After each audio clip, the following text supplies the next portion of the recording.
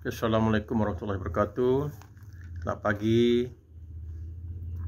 Bertemu kau ni dalam program motivasi pagi ya. Contoh hari ini hari Jumaat, tanggal 30 hari bulan Julai 2021 ya. So pada pagi ini saya nak teruskan lagi tentang apa kita bicarakan sebelum ini. Ada adab belajar mengikut Imam Al-Ghazali ya. Baik, seterusnya yang ke-12 ya. Rujuk guru dalam memilih ilmu. Baik, dia begini ya. Kita fokus dulu kepada pembelajaran di sekolah. Okey. Kadang-kadang ada pelajar yang dia sukar memahami satu bidang di subjek di dalam kelas. Okey. So dia terpaksa mencari guru-guru yang boleh membantu dia di luar sekolah lah. Mungkin dia menghadiri kelas-kelas tambahan dan sebagainya. Dan di sini kita kena pilih lah. Sebab kita bayar mengeluarkan duit agak besar. Pilih guru-guru yang mahir dalam mengajar kita. Okay, kadang-kadang ada guru yang boleh menggunakan kaedah-kaedah, teknik-teknik pencapaian yang mudah kita faham. Ini yang penting. Okay. Kadang-kadang kita saja masuk je kelas-kelas tambahan ini, tuition ini, tanpa melihat kualiti yang ada pada guru itu. Kita cari guru-guru yang boleh memudahkan, menerangkan pada kita ni langkah-langkah yang senang untuk kita faham dalam bidang dalam subjek bahasa Melayu ke, bahasa Inggeris ke, matematik ke, sains. So, dia ada guru-guru yang jadi kaedah dia. Kadang-kadang ada pelajar yang agak prestasi dia kurang memuaskan. Okay. Tapi dia rujuk pada guru ni, okay, dia mudah faham, dia dapat skor dalam subjek yang dia tuition itu. Okay. Tapi dengan berkat usaha dia, dengan penerangan yang cara berhemah, okay, yang mudah dia faham. Guru ni kadang ada kelebihan dia.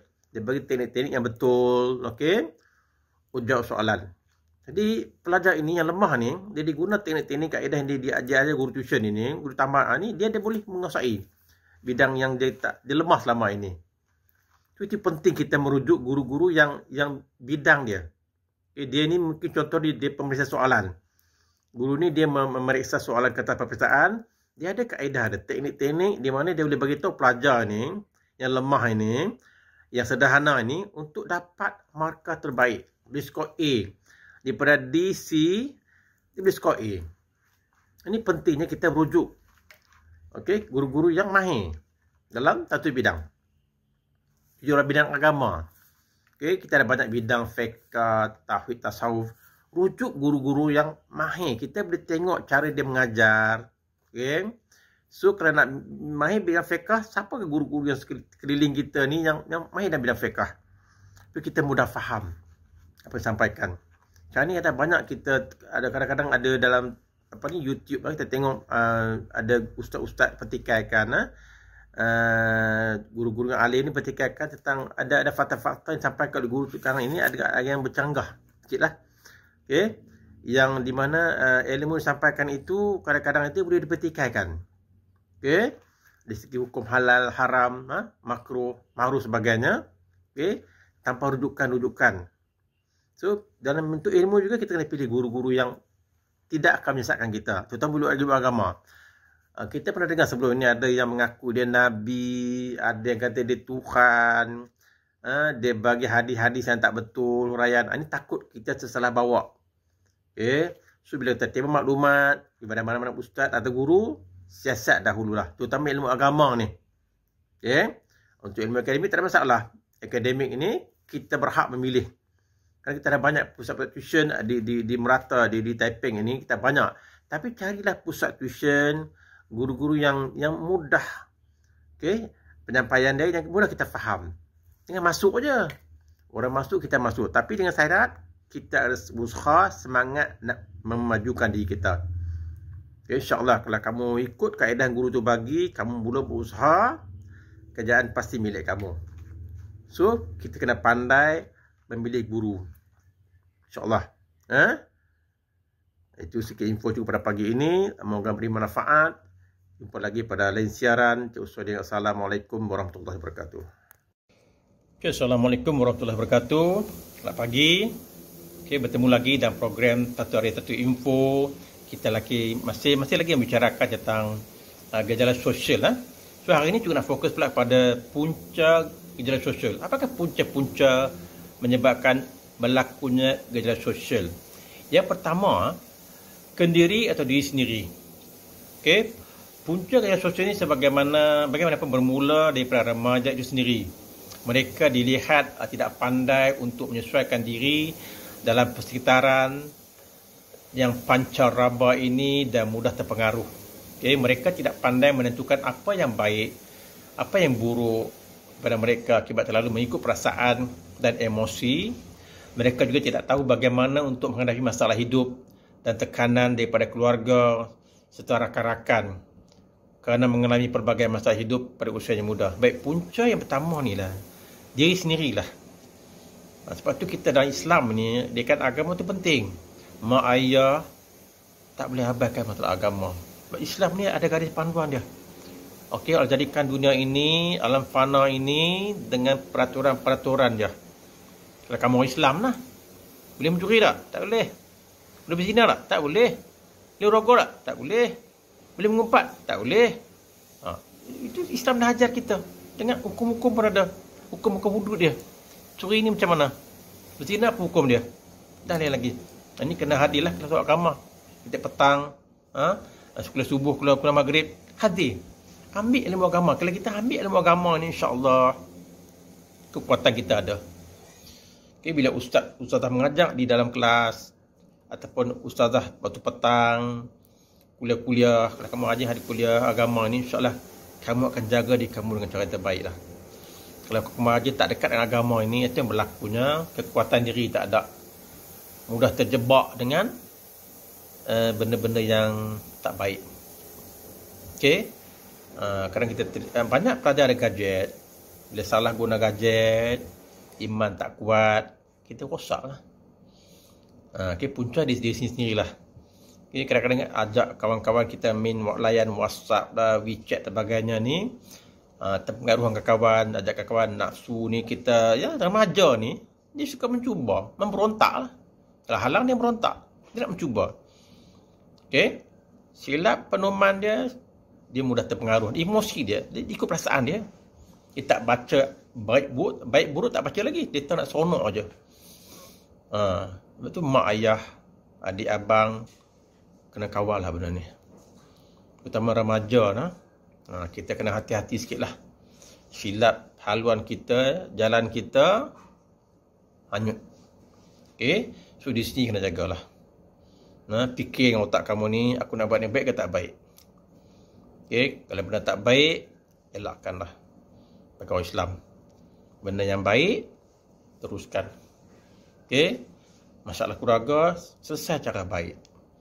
Yang kita kata kemiskinan, disebabkan miskin, aku nak buat macam ni, aku tak suka duduk rumah ni, aku nak cari kemewahan. Bukan begitu.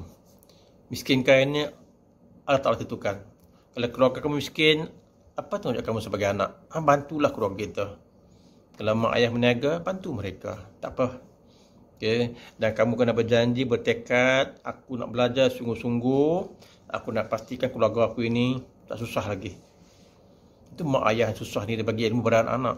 Banyak anak-anak orang miskin yang baru ni keputusan SPM, SCPM, anak-anak petani, anak postman, anak pekerja kilang, anak orang berniaga tepi jalanan, dapat straight A, 9A, 10A. Alhamdulillah. Okey.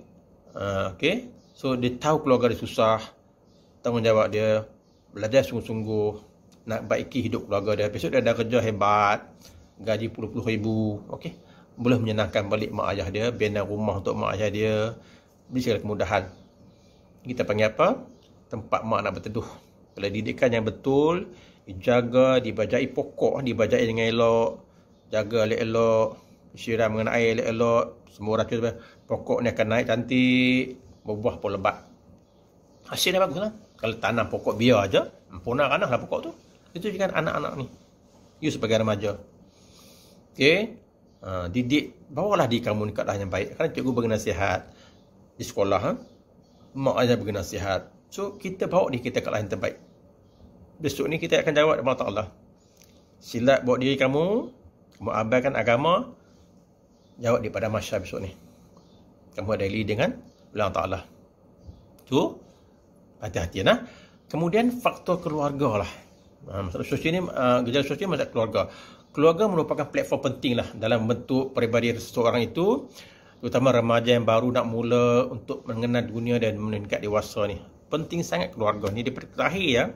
Bayi itu lahir, bawah kawalan keluarga lah. Nilai murni kekeluargaan ini dilupakan kerana ibu bapa terlalu sibuk dengan bekerja dan tidak dapat memberikan perhatian, kasih sayang, bagi kasih sayang pada anak-anak mereka. Akibatnya ada terabai tanpa sokongan daripada mak bapak. Mereka terabai tanpa sokongan, terutamanya bila ibu bapa bertengkar dan bergaduh di hadapan anak-anak. Kadang-kadang ada berlaku kes-kes yang mak ayah bertengkar daripada anak-anak. Ia sebenarnya memberi kesan kepada jiwa mereka kerana mereka jadi keliru dan tidak tahu untuk bergantung pada siapa. Okay, bila berlakunya pergaduhan, mak ayah anak ni rasa, ya Allah, aku nak gantung pada siapa ni? Mak ayah jadi macam ni. Tu yang kadang-kadang tu keluar hari-hari bergaduh. Tambah kalau PKP ni minta maaf cakap lah. Kadang-kadang bapak kena buang kerja, mak kena buang kerja. Mulahlah kewangan ni, dia tak ada duit ni. Iman tak kuat, pergaduhan.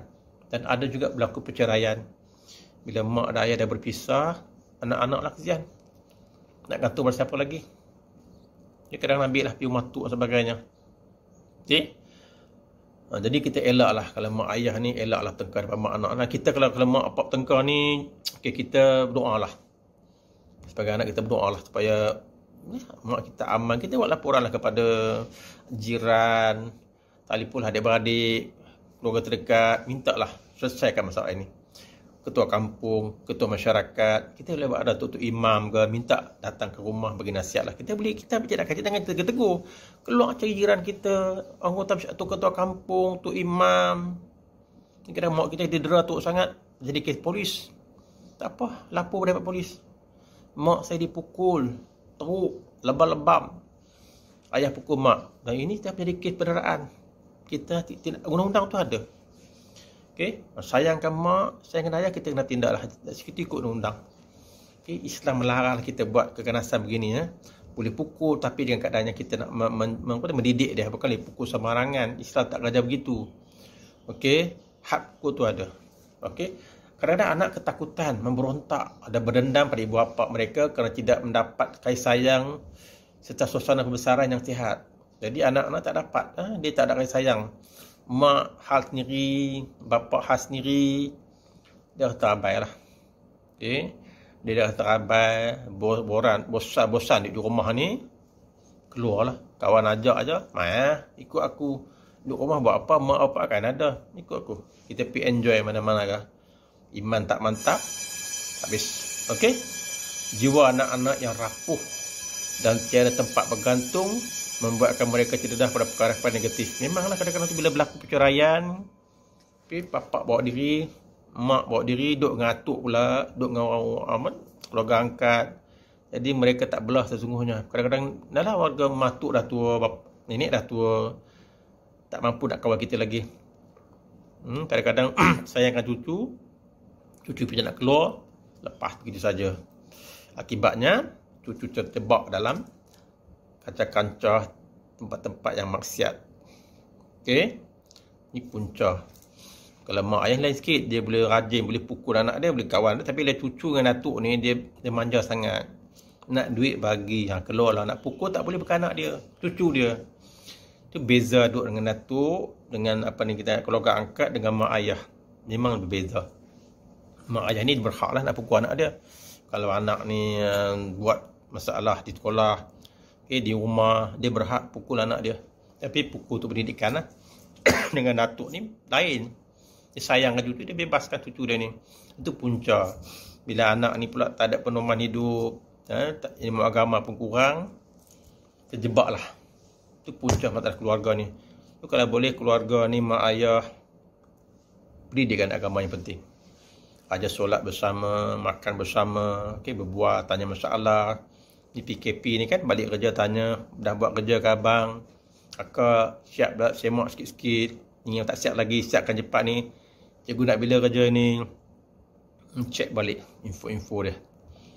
Okay? Kalau tak kerja lagi baguslah. Kalau mak tak kerja di rumah, senang mak pantau. Okay, PKP ni, bagi tahu anak-anak cepat sikit ni cikgu dah mula ni. Tengok apa dia belajar. Kadang-kadang terpaksa kongsi gadget. Kalau tak ada gadget juga, boleh pergi sekolah ambil modul-modul sediakan, buat dah hantar. Okay, keluarga ni penting lah. Mak ayah, besok ni Allah akan tanya. Allah Ta'ala akan tanya. Pada masa besok ni, anak kamu ni. Okay, anak 10 orang, seorang-seorang ditanya, mengapa anak ini jadi macam ni? Mengapa anak kedua jadi macam ni? Allah akan tanya seorang-seorang. Ni tanggungjawab mak dan ayah. Dan anak-anak sayang kepada mak ayah, pastikanlah. Jangan kita engkar melawan cakap mak ayah. Kita jadi anak yang soleh-solehah. Apa mak tegur kat ada kebaikan, kita buatlah. Kesian kat mak besok ni. Kerana kamu tak ikut apa yang mak cakap, langgar batasan agama, walaupun mak kamu orang beriman, bapa orang alim pun, esok dia akan disoal. Jangan bapa pergi masjid semayang, anak biar tak ambil tahu bab semayang sebagainya. InsyaAllah. Kalau bapa boleh, bawa anak sekali, yang lelaki, pergi jemaah masjid. Ada kuliah, dengar sama-sama. Diri dia ni, banyak ilmu agama. Oh, macam ni tak boleh. Tak boleh. Agama larang ni. Sedikit penuman pada dia, kekuatan daripada dia. Tapi kalau tak abai agama ni, tak tahu kulhakah Allah haram, nantaklah. Itu yang banyak yang melanggar hukum agama. Okey, itu keluarga. Yang ketiga pula kewangan. Duit. Masalah duit. Okey, kewangan boleh menjadi faktor dan punca berlakunya gejala sosial, terutama di kalangan remaja yang kesempitan hidup. Okay, miskin, tetap terpengaruh pada rakan-rakan yang punya kemauan hidup. Ya, kadang-kadang kawan-kawan di sekolah ini ada orang berada. Okay, dia pancing kawan perempuan dia ni. Okay, anak dia ikut-ikut lah, aku nak belanja pakai Kentucky hari ni, McDonald. Jom aku buat pasar raya nak beli hang jam, beli baju cantik. Okay, baik dia ambil kesempatan pada pelajar ni. Dah bagi satu hari, dia ajak, jom kita ke hotel. Dah seronok dah, remaja dah seronok tu hutang budi. Ikut saja kehendak pelajar. Mai lah rumah aku. Bapak mak tak ada. Ajar mai di rumah. Kadang-kadang iman tak mantap, syaitan iblis rasuk, berlakulah. Okey, kita panggil persetubuhan haram ini. Takut sekali lahir anak luar nikah. Okey, bak nak mewah. Ya, pelajar miskin dia tengok kawan dia mewah. Hang ada handphone RM1,000. Dia mula. Anak ikut cara aku. Dia buatlah. Ikut cara aku. Hang dapat handphone. Okey, ni taktik. Okey. Remaja terjebak sebab nak duit, nak mewah hidup.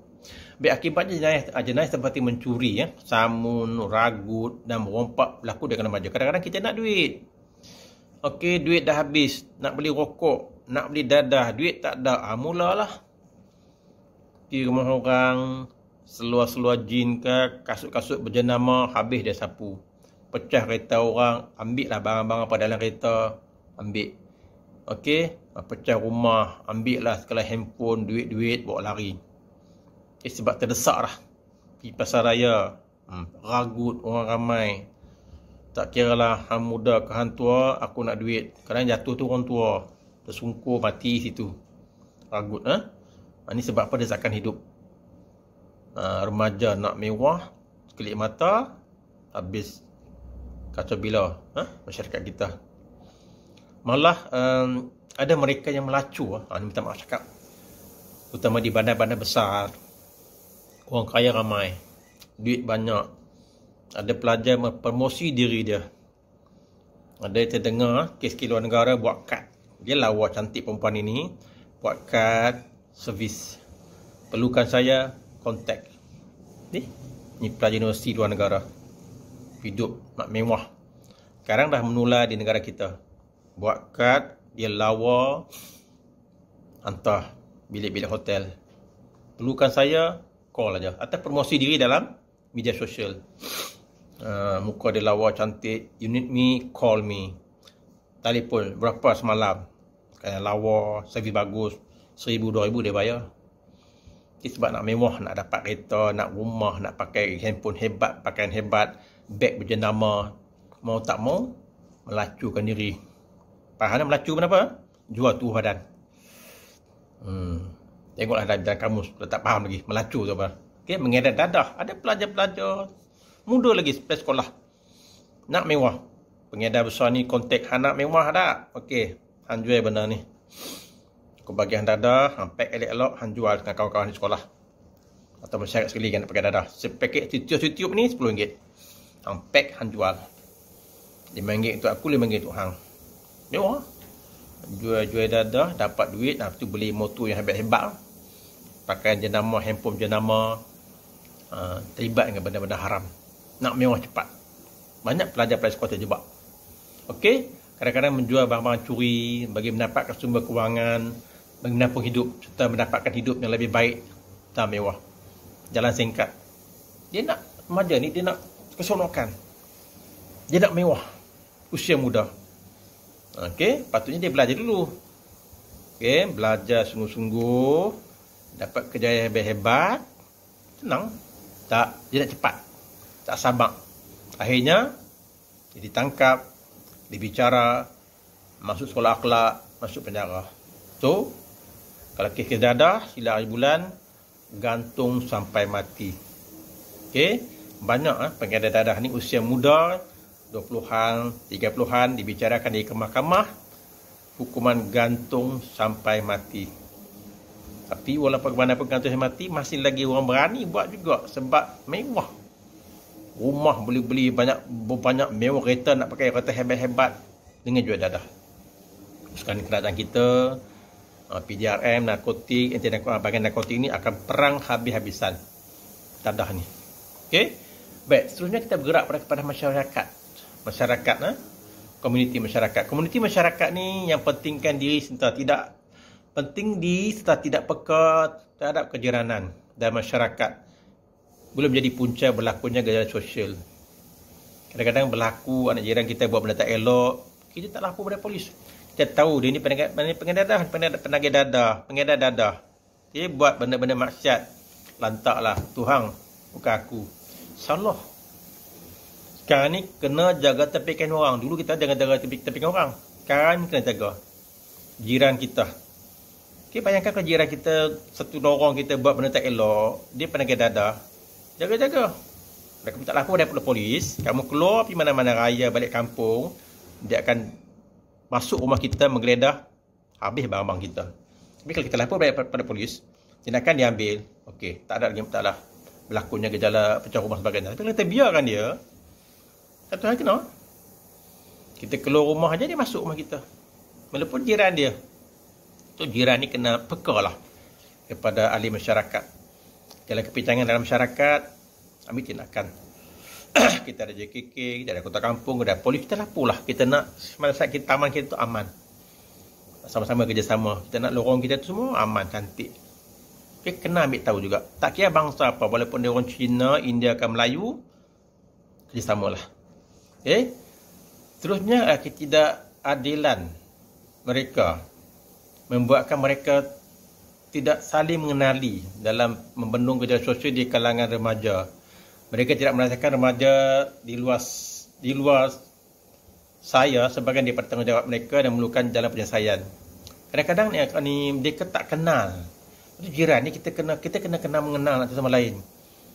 Kita anak jiran kita ni kerja apa, kena bergaul lah. Okay. Takut nanti kita tak tanya dia, muka dia ni buat bilik sebelah rumah kita dia mengedar dadah. Dia buat, kita panggil, dia buat mak dadah di rumah sebelah kita ni. Tak boleh tahu. Itulah kita shock lain macam. Kita tegur dia buat tak reti je. Dia masuk benda-benda yang pelik-pelik. Okey. Lebih baik. Kalau kita nampak kesan-kesan, ini makmal, dadah, minta penyiasatan dia buat lah. Jangan takut. Aku tak tahu lah. Dia nak lantak lah dia. Nak ada dadah apa, hang buat. Tak boleh begitu. Benda-benda yang mungkar, kena cegah. Dia buat dadah, dia jual dadah, siapa jadi mangsa?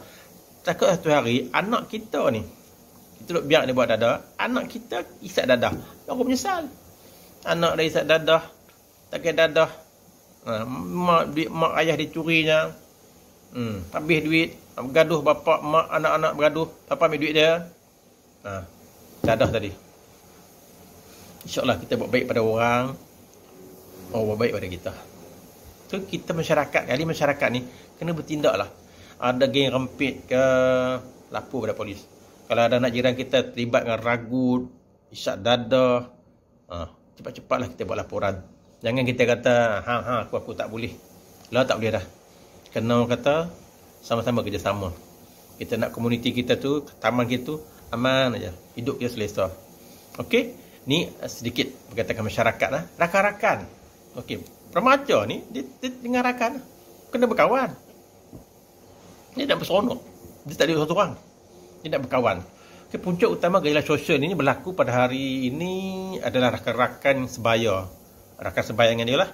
Okay, pengaruh mereka ni menjadi tarikan bagi remaja untuk mencuba apa yang dilakukan oleh kebanyakan remaja di kalangan mereka. Apa yang kawan dia buat, dia nak cuba.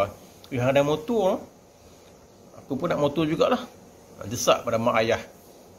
Mak ayah tak boleh beli, tak apa. Mak ayah tak boleh beli, ikut aku. Itu berlakunya curi motor di masjid, di Kemunting, di mana-mana. Dulu ni beratlah, banyak kes curi motor. Kita solat dalam masjid, dia datang patahkan kunci sebagainya, bawa lari motor. Motor lah lawa pula tu. Yang jemaah keluar masjid, motor dah hilang. Okey, kan motor banyak di masjid tu. Dia boleh tengok pelbagai jenis motor. Dia datang, diintai pelan-pelan, orang takbir aja, mayam, dia buat kerja. Tu sekarang ni masjid dah pasang CCTV dah. Siapa yang ambil dapat tangkap.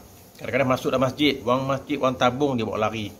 Pelakunya dalam YouTube kita tengok dia masuk masjid pura-pura semayang.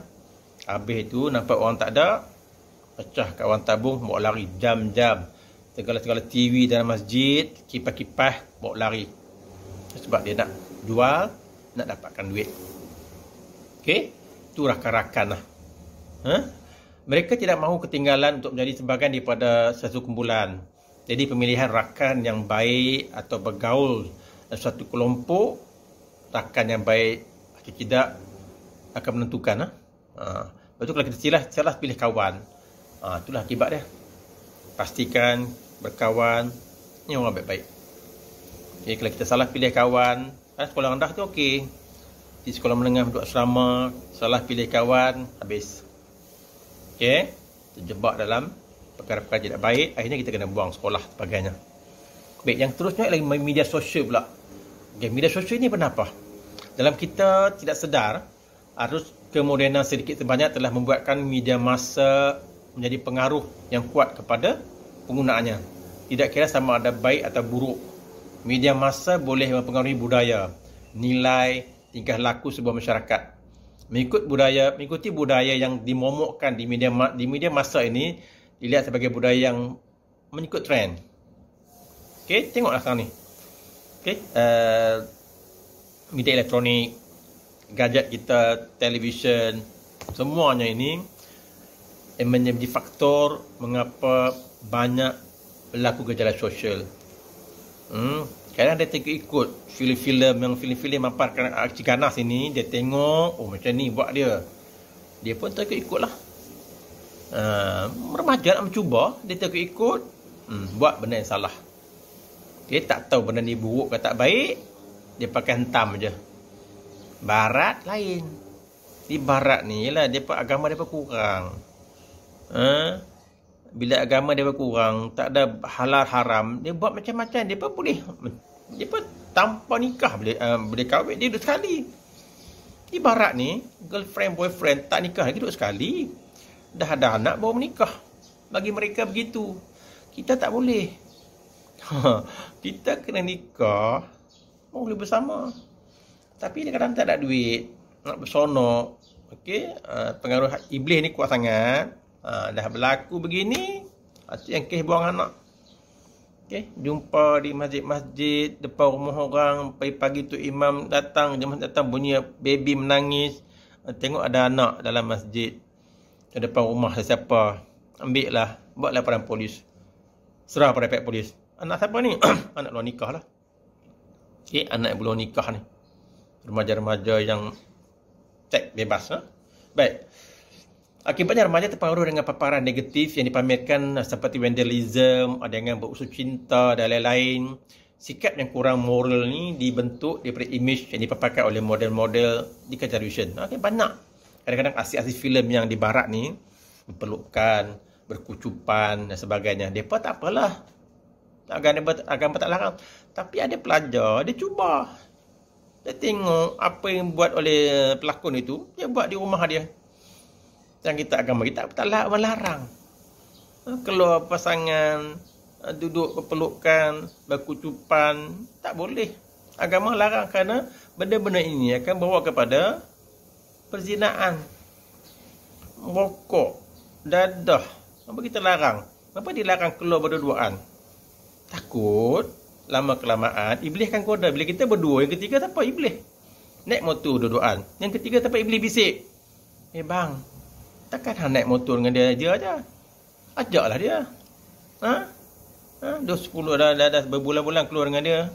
Ajak dia pergi berzina sikit. Iblis bisik dengan dia. Hang dah belanja duit banyak untuk dia dah. Ajak dia pergi berzina. Kita pun ikut, jom. Kadang-kadang yang takut ni, bawa perempuan ni minum, ibuhnya dadah. Ibuhnya dadah, perempuan ni khayal. Bawa ke bilik hotel, diperkosa, dirogol. Kadang-kadang mangsa tak sedarkan diri, dia ambil gambar. Kadang-kadang remaja ni orang kaya, perempuan ni orang kaya, anak gadis orang kaya, dia ambil gambar tanpa surat benang pun. Dia sedang terkejut. Aku di mana ni? Mana pakaian aku? Mula nak menangis dah. Nah, pakaian pakai balik. Gambar dah ambil dah. Hantar balik ke rumah. Selang beberapa hari, gambar-gambar dia ambil tu, dia hantar pada keluarga perempuan tadi. Dia orang kaya, jutawan. Bagi tahu tuan, datuk, gambar anak tuan saya dah ambil semua ni. Kalau tak mau saya dedahkan dalam media sosial, bayar sekadar sekian-sekian ratus ribu ringgit. Jadi mak ayah ni duit banyak. Malu anak dara dia ni terdedah dalam media sosial. Badan anak dia ni tak urat benang, tak ada ni. Malu, muka dah nampak. Orang tak mau bayar. Dia minta 100 ribu lah, 200 ribu. Bagi. Lagi benda tu dah ada pada dia, isi dia ugut lagi. Ni jaga-jagalah. Nak keluar-keluar sebab apa pun, minta lah kalau boleh. Jangan keluar seorang-seorang. Nak keluar ramai-ramai. Makan minum jaga-jaga. Takut banyak sangat berlaku. Khayal. Dia rogol. Kadang-kadang bergila-gila pun ada. Kumpulan 3-4 orang, keluar seorang wanita, bawa ke bilik hotel, rogol bergila-gila. Bila sedang, mula dah menangis. Dah terlambat dah. So, kita janganlah terikut-ikut dengan barat. Boleh ambil. Saya tak kata barat tak baik semua. Kadang-kadang ada di barat ni bagus, baik. Contoh di Jepun. Orang barat ni kita puji jugalah. Kadang-kadang ni dia bila minta barang, excuse me sir, thank you sir. Mereka suka membaca, rajin berusaha, tu kita ambil. Tapi ada yang perkara-perkara yang tak boleh kita ambil. Tapihlah. Yang baik kita ambil. Saya tak kata barat semua tak bagus. Ada yang bagus. Di negara Jepun, kebersihan nombor 1 lah Jepun ni. Cukup bersih. Dengar sahabat saya cerita lah. Cukup bersih. Tidak ada berlaku jenayah di Jepun. Jarang berlaku. Rumah tidur malam terbuka pintu dia. Rumah tidur malam terbuka pintu. Tak ada orang masuk. Dan saya kata anak dia belajar di Jepun, tidur malam, beritahu anak dia, bang, tutup pintu bang. Tak payah aja. Tak payah. Pasal apa? Tak apa tidur. Orang Jepun tak suka mencuri barang orang. Terkejut dia. Kadang-kadang kita tinggal handphone atas toilet. Kita nak buang air kecil, pergi letak kat toilet, basuh muka tertinggal. Dia tak ambil. Datang sejam, ada lagi handphone itu. Kalau dia ambil pun dia letak kat kaunter-kaunter yang tempat-tempat yang boleh kita kata tempat barang hilang. Senang je bila kita hilang barang, main kaunter ni di pasar raya, barang kita ada. Dia tak akan ambil. Orang Jepun tak akan ambil, bukan hak dia. Tak kira jaket kita ke tertinggal di mana-mana, barang-barang kita, dia tak akan ambil, bukan barang dia. Kadang-kadang dia letak dia walaupun tempat-tempat yang di mana dia kumpul barang-barang hilang ni. Tapi situ ada barang kita. Itu jenis orang Jepun. Cukup bersih, cukup berdisiplin. Walaupun dia bukan Islam, tapi cara hidup dia seolah dia orang Islam. Nanti balik pula orang Islam hidup cara bukan Islam. Mereka mengamalkan budaya hidup mereka. Di sekolah Jepun tidak ada tong sampah. Jadi maklumkan, di Jepun anak-anak sekolah rendah, sekolah menengah tidak ada tong sampah. Sampah simpan sendiri, balik buang sendiri. Dan pekerja menguruskan kebersihan. Cukup bersih sendiri, lap meja cikgu, lap meja sendiri. Tak ada pekerja bagi mereka. Sendiri buat. Dia latih anak dia peringkat dia pradika dah begitu dah. Sebab di Jepun ini, saya pun cadang nak pergi Jepun juga, nak tengok betul kan ni. Nak hidup, cara ni Olimpik di Tokyo ni. Kalau saya dah pergi, saya nak pergi Tokyo. Kalau tak ada pencen dah, saya minat sukan. Kalau boleh nak menghadap hari-hari televisyen tu, saya minat sukan. Tak kira event apa sekalipun, saya minat sukan. Minat sukan lah yang tak ada dekat aurat lah. Yang dekat aurat ni tak boleh nak tengok kan. Saya nak sukan. Kalau boleh nak pergi Tokyo nak tengok.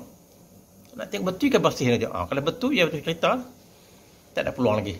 InsyaAllah tahun depan pencen yang kita menjelajah dunia. Kata orang, COVID dah tak ada, dah dapat 2 dos, dah sihat, kita menjelajah.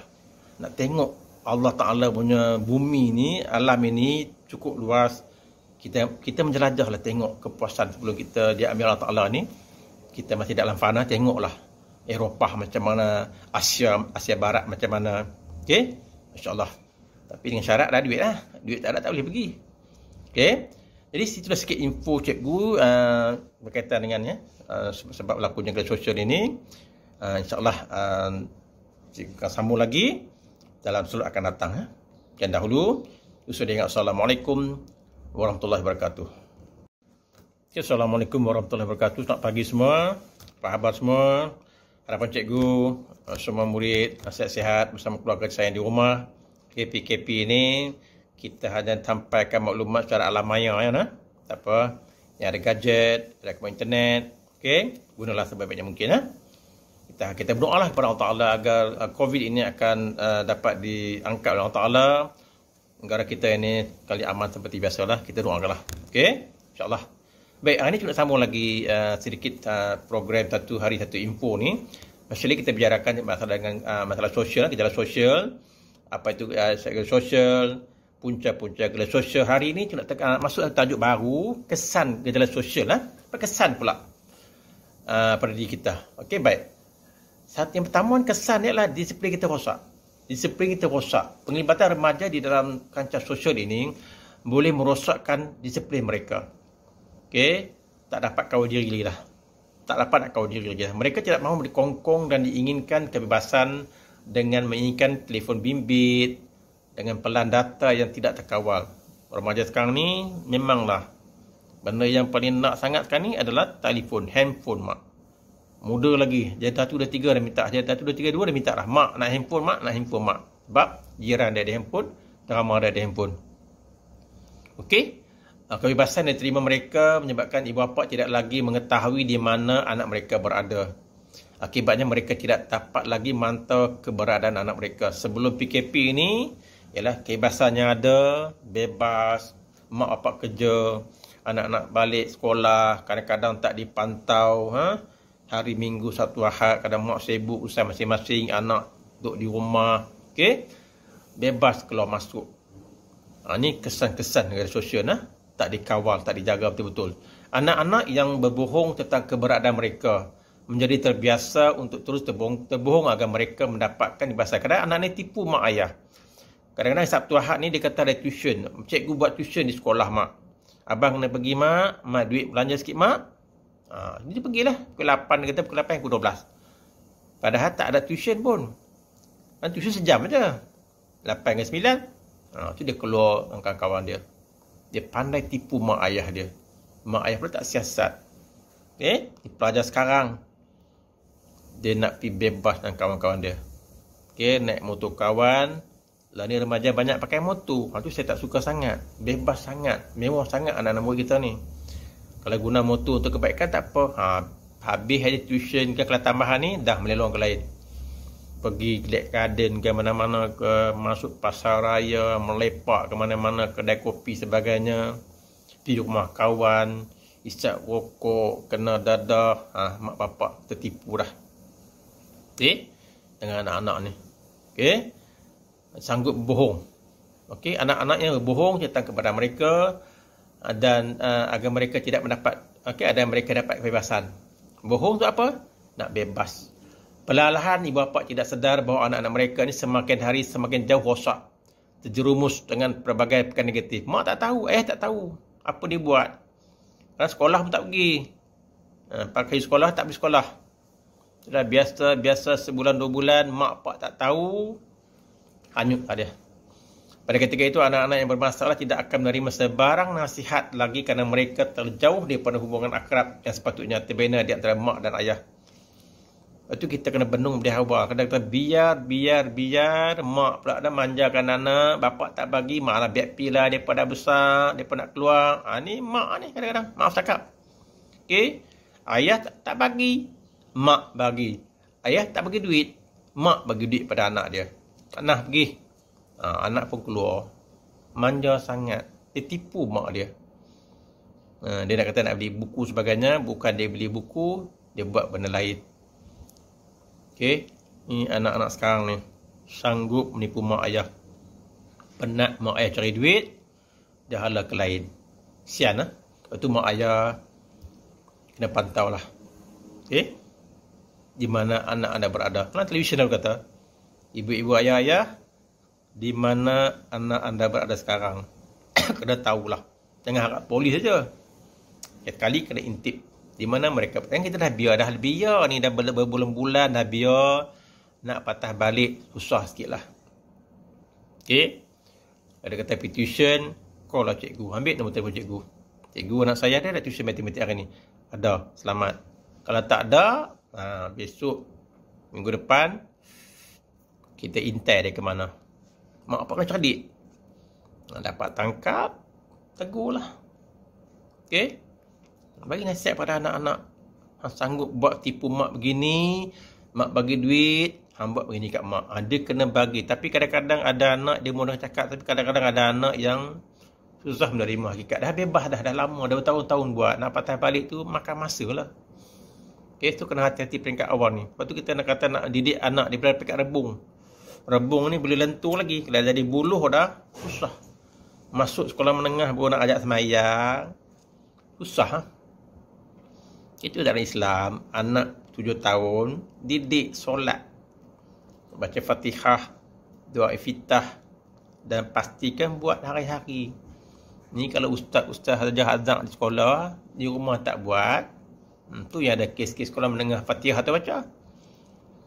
Baca Alham tahu? Baca Al-Fatihah, umul kitab dia tak tahu. Umul kitab tak tahu ustazah. Al-Fatihah tak baca.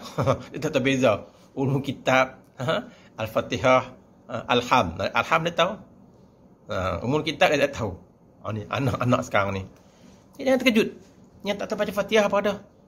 Ada pakai motivasi buat haji selidik. Dia kata ada pelajar-pelajar sekolah menengah tak reti mandi hadas. Allahu Akbar. Dah cukup umur, mandi hadas pun tak reti.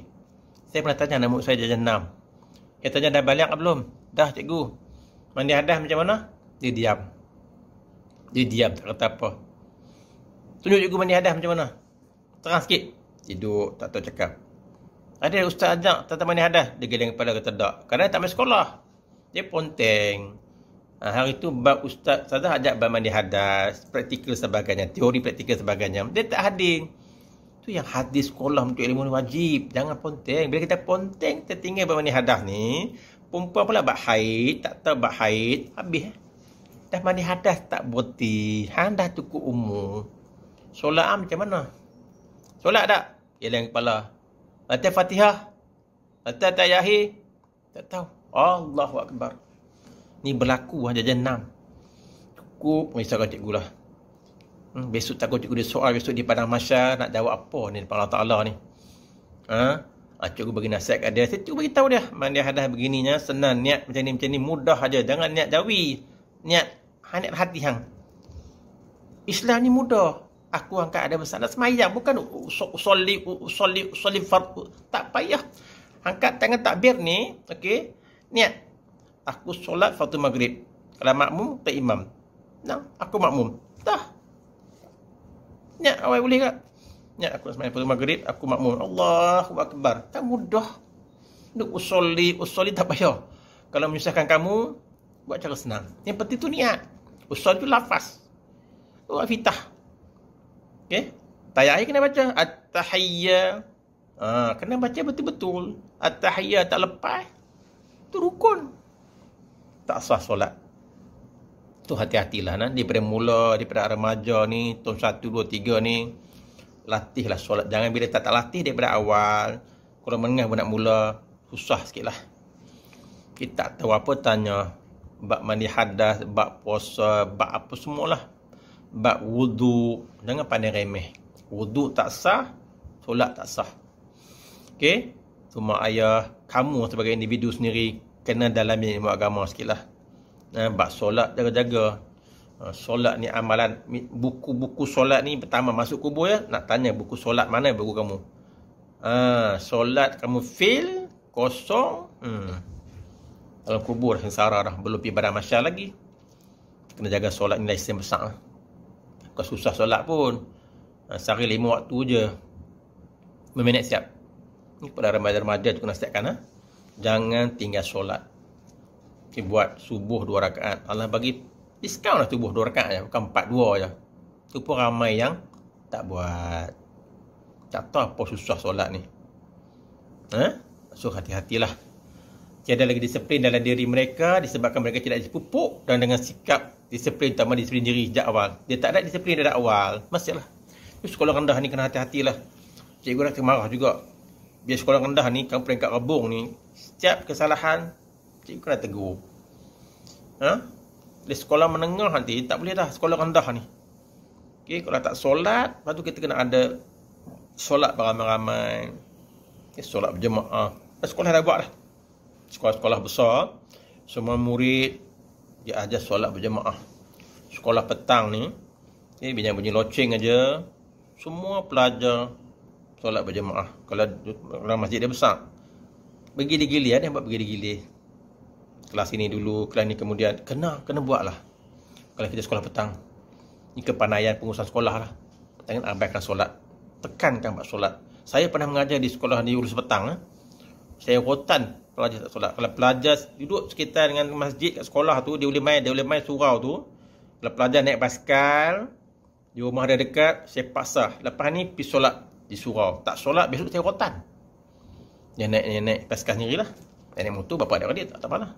Saya rotan mereka ni. Sebab dia ajar 6, dia 5, tak mau solat dengan saya. Okey, saya rotan mereka ni. Kawan saya jadi imam lah. Ustaz jadi imam, saya ajak mereka main-main sekali. Okey, tu kena jagalah. Bila kita penting solat lah. Kalau kita solat dengan elok, dengan tertib, insyaAllah anak ni terbentuk dengan elok. Kalau kita rajin pergi sekolah agama, suasana penuh, sekolah agama, dengan sains, MRSM, mereka ada surau, mereka ada masjid. Di bina masjid surau, cukup waktu je, Zuhur, semua kena solat. Subuh, semua sekali dibunyi loceng asrama, semua kena berkumpul di masjid, kedatangan diambil di surau sekolah. Yang penting, mereka disiplin akan diambil. Zuhur, Asar, Maghrib ada kuliah lagi. Cantik lah suasana ni. Tahu sekolah agama, sebenarnya agama, dia pertekankan bab ini. Bila anak tu keluar sekolah, memang hebat lah. Balik rumah, hormat bapa, mak, sebagainya. Ini bekas anak murid cikgu lah. Memang cantik lah. Itu yang dari segi kita panggil disiplin rosak. Dan dia hilang hormat menghormati. Bila dah ada gaya sosial ni, hilang hormat. Okay? Berbeza dengan masa kini, ibu bapa dan guru-guru sekolah dipandang tinggi dan dihormati pada zaman dahulu. Sekarang ni kurang sikit. Dulu memang cikgu dihormati. Mereka akan bercakap sopan dan lemah lembut sebagai tanda-tanda hormat. Okey? Tidak sama seperti remaja masa kini yang biadab dan tidak menghormati ibu bapa, guru-guru, terdedah kepada gejala sosial yang buruk, membuatkan mereka tidak lagi mengetahui adab dan cara menghormati. Ibu bapa hanya membekalkan harta benda RM1 yang mereka rasakan penting bagi anak-anak mereka sebagai tanda kasih sayang. Okey? Tetapi mereka silap bahawa ia memberikan anak-anak mereka peluang untuk melayari sesuatu yang tidak sepatutnya. Mewah sangat anak-anak yang tidak mendapat kasih sayang dan perhatian tidak lagi merasakan ibu bapa penting dalam hidup mereka. Mereka kerana terlalu memanjakan dan dibiarkan tanpa pemantauan. Akibatnya anak-anak ini jadi hilang hormat kepada guru kerana tiada kerjasama di antara ibu bapa dan sekolah dalam memastikan anak mereka tidak terpengaruh dengan gejala sosial. Memang ada mak ayah yang tak ambil tahu langsung. Dia lepas tangan. Okay, lepas pergi sekolah, cikgu lah tanggungjawab. Kita call mereka, maklum, tindakan tak diambil. Okay, sama tak ada. Saya tengok sekarang ni mak bapak terlampau mengejar keduniaan. Dia nak mewah sangat. Kadang-kadang mak ayah bekerja. Saya kalau boleh lah, saya minta yang lelaki ni, pendapatan dia ditinggikan lah. Mak saya tak kerja. Saya duduk balai polis, ada 10 kediaman, 2 tingkat. Semua mak kami tak kerja. Okey? Bapa aja kerja polis. Mak duduk di rumah. Sediakan makanan, sarapan pagi, makan tengah hari. Jaga, tak baca buku, mak saya tegur. Dah buat kerja rumah belum? Siapkan cepat. Solat cepat. Tidur cepat. Mak di rumah. Sekarang ni mak ayah mengejarkan kebenaran. Itu punca dari zaman ini memang kita mengejar kebenaran. Anak-anak terabai di rumah. Tanya dia nak sendiri. Betul tak? Betul. Kadang-kadang ada mak ayah yang pesan kepada mak anak dia. Dan ada murid yang boleh ikut. Ada murid tak boleh ikut. Dia pesan kepada abang tengok adik-adik abang mak apa kerja. Abang akan jaga tadi sebagai ketua keluarga. Tapi ada yang ketikanya abang tak jaga adik-adik, habis semualah hanyut. Tak tanya pergi mana adik. Anak dia keluar tak dipantau. Anak adik dia main gadget apa benda tak ditengok. Buka table laptop ke, desktop ke, tak dipantau, tak ditegur. Bebas, tak ambil tahu langsung anak ada gadget. Yang dia tahu dia bagi top up data. Anak dia buat apa tak ambil tahu. Ni rosak lah. Anda sebagai remaja kena hati-hatilah. Buang ringgit mak ayah bagi ni guna sebaik mungkin. Kesian mak ayah keluar kerja. Tak kerja, mak tak kerja, ayah tak cukup pendapatan. Saya tak boleh marah juga. Kan? Tapi heran juga. Dulu bapak saya gaji kan banyak, beratus-ratus je pun. Dia beli bela anak 5 orang. Lah ni gaji puluh ribu-ribu. Tak cukup juga. Heran macam mana? Pelik juga. Dulu yang ada petani. Dia buat sawah aja, anak 10 orang. 10 masuk universiti. Lah ni bukan masuk universiti. Pusat terhenti. Okey. Libatkan dada. T juga ujung dia. Pusat serenti. Dulu hebat orang tua dulu. Berkat dia bekerja ni berkat dengan ikhlas. Anak 10 orang 10. Sawah aja, buat sawah aja. 10 masuk universiti. Kita kena kaji balik lah. Sebab apa pula ini berlaku? Keberkatan tu. Lah ni, maaf cakap lah. Kita dapat duit yang tak halal. Kita menipu dalam perniagaan. Saya bekerja, kadang-kadang kita tipu dalam masa kita kerja, kita buat banyak penipuan. Minta maaf cakap lah. Keluar makan kena tu patut setengah jam, melarat sejam. Jadi patutnya kita kerja.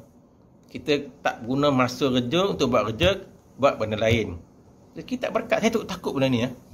Kita dengar kadang ilmu, guru-guru bagi ilmu kuliah-kuliah, dengar balik. Pastikan tuan-tuan, setiap sen, setiap yang tuan dapat ini halal berkat. Kerja betul-betul, jangan kita tak amanah. Tu yang amanah kena ada tu. Amanah. Takut kita pecah amanah, tak amanah. Tu sebab rezeki kita dapat tak berkat. Kita rasa terduduk siapa nak kerja macam ni. Rupanya rezeki. Kan hanya kes, banyak kes rasuah-rasuah berlaku. Jawab awam sebagainya. Akhirnya keluar di televisyen. Kes penipuan ribu-ribu, juta-juta berada. Mungkin rezeki tak berkat, anak-anak habis. Maaf cakap lah. Memang berlaku ketika ini pun. Okey? Anak-anak biadab, korang ajak dengan cikgu, tak ada adab. Mungkin di rumah dia biasa begitu, mak pak tak tegur. Anak tak solat, biar. Anak mencarut, tak tegur, biar. Balik main sekolah, dia di sekolah, dia mula balik. Ni rumah mak tak tegur pun, cikgu tegur aku bersepa. Nampak? Tak tally rumah dengan sekolah. Okey? Baik. Mereka hanya menyunding jari pada sekolah dan letakkan sekolah sebagai punca masalah yang berlaku pada anak-anak mereka. Walhal tiada didikan ibu bapa tentang moral dan adab. Kerana semua itu sepatutnya bermula di keluarga. Institusi keluarga itu penting. Institusi keluarga itu penting. Anak-anak habis masa sekolah 5 jam saja. 19 jam di rumah. Bukan di sekolah. Jangan salahkan pihak sekolah. Kita tak mampu jaga anak dia pagi hingga petang. Jadi 5 jam, 6 jam kita jaga dengan elok. Kita ustazah ajak solat. Ajak semua beragama dah. Tapi kalau di rumah tak dibuat, tak dipantau, salah siapa? Salah siapa? Anak-anak ibarat kain putih. Bersih. Baik ni. Mak ayah lah mencorakkan dia. Baik tak baikkan ini. Kalau baik corak dia, tinggi nilainya. Corak tak ada, kain putih siapa nak beli? Tapi kalau kain putih dia buat lukisan, batik, harga tinggi ya. Ni kalau kain putih jual, ada orang beli. Nak balut mayat, beli ya kain putih. Tapi kita beli kain kosong, kita lukis, buat corak-corak batik, jual ratus-ratus ringgit. Okey, tapi kalau kain kosong, kain putih kosong, bungkus mayat, tu boleh lah. Meter RM3, RM4. So mak ayah bertanggungjawab, bukan cikgu. Jangan salahkan cikgu, jangan telefon cikgu mengapa anak saya begini. Jangan salahkan cikgu, salahkan mak ayah, salahkan diri sendiri. Cikgu dah ajar cukuplah di sekolah, kamu tak praktikkan, tak amal di rumah, tak jadi. Okey, jadi berat seterusnya pula, pencegahan gaya sosial. Luangkan masa bersama anak. Ini penting sangatlah mak ayah. Kena luangkan masa bersama anak lah. Bagi mengelakkan anak-anak ni daripada terpengaruh dengan gejala sosial, batasan masa anda di antara kerja dan anak-anak adalah mana Tuhan yang perlu jaga. Mak ayah, kalau mak ayah tonton video ini, besar tanggungjawab. Cikgu yang tonton video ini, kita pada anak, okey, tolonglah bersama anak. Kasih sayang tu kena ada lah. Memang kita abaikan mereka. Ni anak kita. Ibu bapa berperanan mendidik anak-anak daripada rumah serta memberikan kasih sayang secukupnya. Dan bukan sekadar wang ringgit. Bukan bagi duit aja. Minta maaf kalau ada yang di luar sana, mak ayah, bukan sekadar bagi duit. Okey, duit bagi juga. Tapi ialah didikan tu penting sangat. Didikan. Okey, walaupun kita bagi dia RM1, RM2, pesan, jimat elok-elok, belanja elok-elok, belajar elok-elok, insya-Allah berkat duit kita itulah. Bukan bagi wang ringgit saja. Okey, sayang sangat penting, kasih sayang. Okey, pastikan juga hubungan rapat antara ibu bapa dan anak-anak ni terbentuk agar hubungan yang diciptai berdasarkan kepercayaan dan mengikat anak-anak anda untuk sentiasa ingat bahawa anda sentiasa ada untuk mereka. Kita kena tolonglah. Jangan kita tak ambil tahu langsung kepada ada anak-anak ni, okey, kepada mak ayah, dia samalah. Kepada abang-abang, pimpin keluarga, kalau mak tak ada di rumah, abang tolong main peranan sebagai mak dan ayah. Okey, petang-petang kalau pergi sekolah agama, pastikan adik-adik pergi, abang pergi sekali. Balik, suruh mereka solat. Nanti mak balik rumah. Okey, kalau malam mak tak balik lagi, abang-abang nasihat adik suruh mandi, ambil wuduk sebab nak solat dengan abang ni. InsyaAllah lah, kalau pimpin keluarga ni, bila mak dah tak ada di rumah ayah, abang-abang, kakak main peranan sebagai mak dan ayah. Didiklah adik kamu ni. Kalau kamu pun culah, habislah. Adik lain culah. Okey, so kenalah kerjasama. Okey, bila mak ayah dah kerja, mereka dapat merasakan perhatian yang diberikan tanpa mereka perlu lagi mencari perhatian negatif daripada golongan sosial negatif. Dia dapat kasih sayang di rumah, dia tak keluar lagi lah. Mak bapak dia happy balik hari Sabtu Ahad, ajak pergi piknik, ajak makan bersama, ajak shopping bersama. Okey, dia rasa seronok. Tapi kalau mak ayah balik Sabtu Ahad pun tak ada di rumah juga, apa cerita? Remaja ni terkongkong lah. Ada remaja dia boleh stay at home, ada remaja tak boleh, dia nak keluar. So mak ayah kena pandai, ajalah pergi berkelah.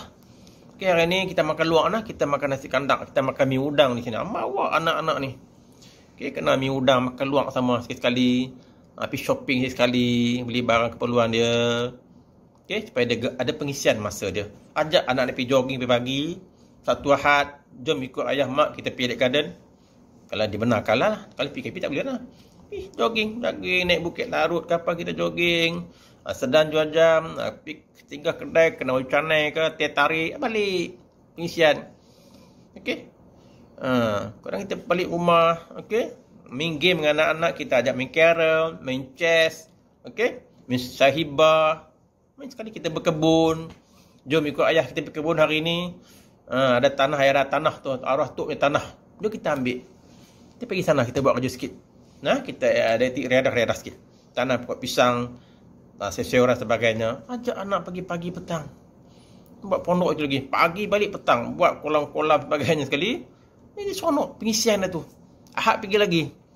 Ada buat pondok, nak belajar boleh itu. Angin dia cantik, boleh musim durian, buah durian banyak, rambutan. Ni kita kena pandai mengisi masa lapang anak-anak. Okay, kalau ada kuliah, pergi kuliah. duha, bawa anak-anak pergi sekali. Satu family pergi. Pukul 9 pagi ni ada kuliah agama di Surau. Bawa mereka pergi sekali. Okay, banyak sekali di masjid Surau ada kuliah agama. Kita pergilah. Pasal raya aja. Bawa anak ni pergi. Itu penting lah. Itu penting. Okay. Itu tindakan dan pemantauan. Ibu bapa yang punya hubungan rapat anak-anak pastinya dapat mantau lah tindak tanduk anak-anak mereka ni. Okay. Kena pastikanlah. Jangan kita biar anak ni tanpa orang kata kawalan. Okay. Jadi kalau anak-anak ada di handphone, okay, ibu bapa kena pantau lah. Handphone dia apa ni, tengok balik dalam tu apa dia layari apa benda, dia tengok dalam tu. Dia buat kerja, perhatikan, suruh dia buat kerja di luar. Okay, kita boleh tengok sama ada anak-anak ni dia gunakan dengan baik atau jalan sebaliknya. Kalau dia jalan tak baik, rampas balik handphone dia lah, dengan bagi dia lah. Okay, saya pernah kes saya sekolah di sekolah Air Putih. Ada satu pelajar ni duduk dengan satu maksud dia kerja lah, bagi handphone kat dia, suruh dia guna cara baik. Lepas tu bila dia bawa main sekolah, okay, sebab handphone tak main sekolah, dia buat main sekolah, kami rampas. Bila kami rampas, kami buka dalam tu, Allah macam-macam cerita lah, gambar-gambar. Takut tengok. Dia buat WhatsApp dengan rakan wanita dia, kata-kata lucu. Ada gambar-gambar yang tak senonoh dalam tu. Bila kami panggil, batuk, maksud dia main sekolah, menangislah dua-dua orang ni. Awak buat macam ni, maksud bagi hang handphone tu, buat benda elok, maksud malu depan cikgu, nampak? Dia menangis, tiga-tiga menangis. Drama lah tu. Kami rampas. Maksud dia menangis, tu dia menangis. Biar mereka menangis. Biar anak ni sedar sikit lah kesalahan dia tu. Okay, supaya tangisan dia tu, tangisan kesedaran lah. So, sama-samalah kita lah. Saya minta sangatlah sebagai pelajar, guna gadget dengan cara baik lah. Okay, kalau tak perlu, tak payah gadget lah. Bisa kamu dah kerja besok ni, kerjaya kamu hebat, engineer, doktor, lawyer, profesor, gaji puluh-puluh ribu. Okay, belilah gadget kamu ni. Okay, yang hebat, harga 4-5 ribu tak kisah, duit kamu sendiri. Nak beli kereta hebat, tak apa. Nak melangkah hebat, buatlah. Kamu berhak. Lepas kamu betul-betul lumus belajar, berhak menikmati kemanisan hidup di masa hadapan. Bagi yang cuai, yang lalai, nikmatilah kepahitan hidup kamu. Pahit orang tak nak, manis orang nak. Nak manis kan nak pahit. Kalau nak manis, sekarang ni bertungkus lumus siang dan malam. Bukan nak bermewah-mewahan. Susah dahulu, senang kemudian. Pepatah orang tua kita cabut nanti lah. So, lah sedikit perkongsian cikgu pada hari ini. Moga lah cikgu harap sangatlah info-info cikgu bagi ini semak dan dada kamu lah. Perbaiki dia kamu lagi. Kalau kamu rasa kamu bersalah sekarang ni, banyak buat silap, tak apa, kembali ke pangkal jalan. Kalau kamu abaikan solat belajar balik daripada A balik. Iftitah macam mana, nak takbir macam mana, nak ambil wuduk macam mana, nak bacaan macam mana. Okey, pastikan A sampai Z. Bab solat ni kamu dah menguasai. Itu penting sangat bab solat ni. Okey, malam pertama ditanya buku solat. Tu takut sangat. Bukan buku bank. Buku bank Allah Taala tak nak, buku solat tu. Kalau penuh, cantiklah. A1 lah, A+. Kalau kosong, kata orang humban neraka. Okey. Tu tepuk dada tanya iman kamu. Okey, itu ajalah sedikit info dari cikgu. Harapan cikgu lah anak-anak murid cikgu hari ni, kamu keluar ke sekolah menengah besok ni, teruskan amalan yang baik ini hinggalah kamu dah masuk universiti, dah berkeluarga. Okey, jadilah insan yang hebat, pemimpin yang baik. Okey, pemimpin keluarga kamu pula lepas ni. Okey, sekian saja. Sudah ingat. Assalamualaikum warahmatullahi wabarakatuh.